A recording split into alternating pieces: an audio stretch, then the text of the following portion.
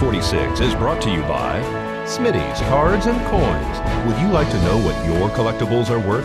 Come by 2281 Postal Road, Unit 4, across from the post office. News is also brought to you by Dennis Hoff for Assembly District 36, a successful businessman who can't be bought, can't be intimidated, and won't sell you out. Paid for by friends of Dennis Hoff.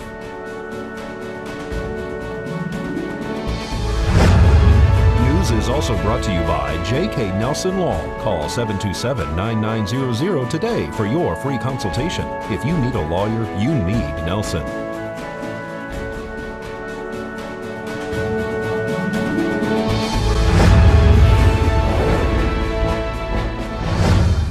Tonight on News 46, the Sheriff's Office is investigating a threat.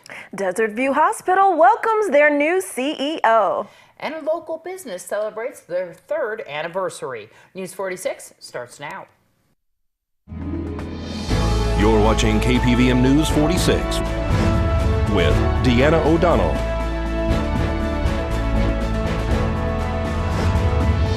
and Eunette Gentry. News 46, local coverage you can count on.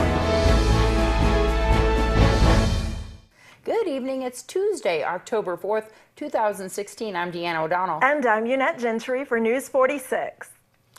There have been incidents nationally involving people dressed as clowns that are disturbing in nature.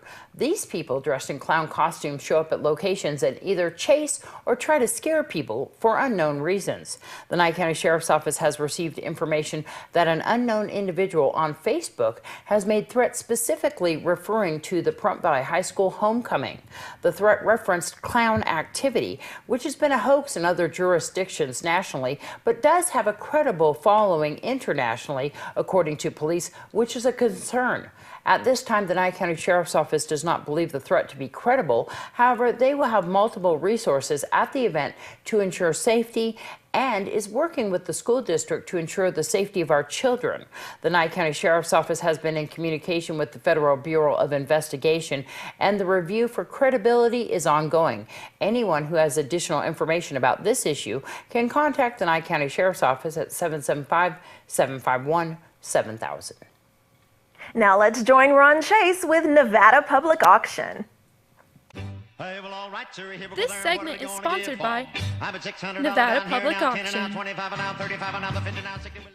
Big auction this Thursday. As usual, 5:30 we start with all of our coins. Lots of silver dollars, lots of ancient coins, some errors, some graded stuff. But again, a lot of nice coins this Thursday at 5:30. And then at 6:30, everything else. This week is a lot of collectibles.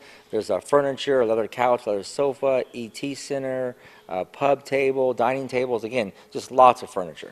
Lots of miscellaneous items too. You know, Christmas is just around the corner, so there's some items here that you might want to look at. Yeah, I almost hate to want to mention Christmas, but yes, it is around the corner.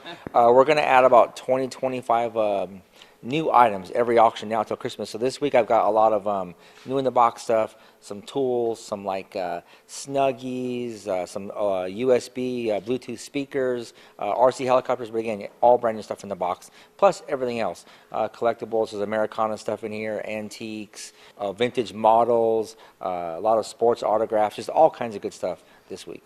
All right, and so we are here right off of Margaret Street. Tell everybody all about it. That's correct. So the address is 800 Margaret. It's one street off of Highway 372, just past the hospital. The phone number here is 751-4867. And this entire auction is online.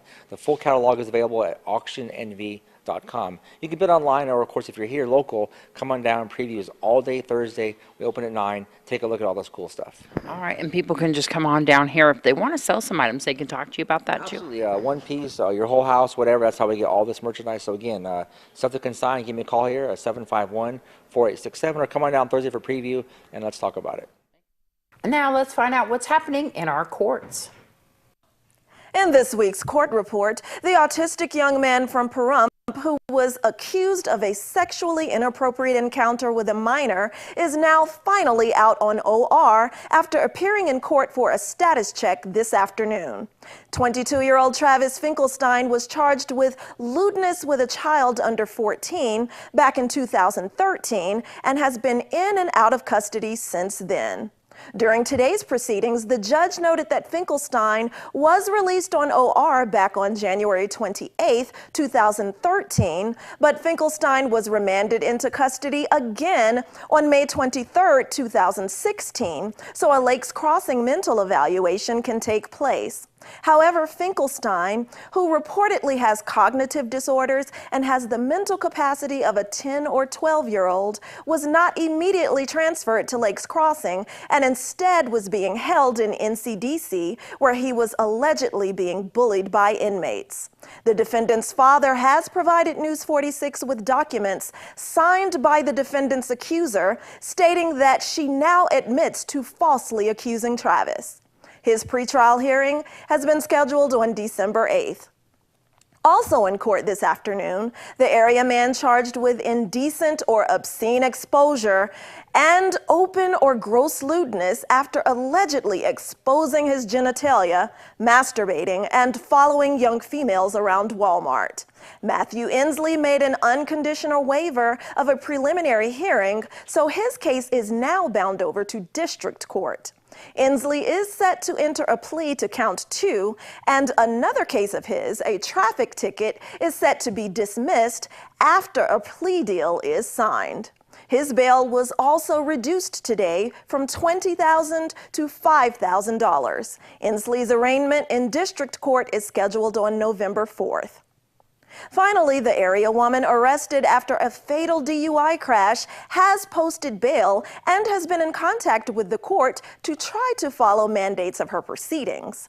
Ashley Wynn called Justice Court inquiring if she had to be present for Monday's hearing and was advised that since she posted bail, she did not have to be present in court yesterday, and that since she had retained an attorney on this matter, Thomas Gibson, all future questions should be directed to him, or she may contact the chief clerk. The accident Wynn was involved in at Honeysuckle Street and South Dandelion Street killed a young bride-to-be.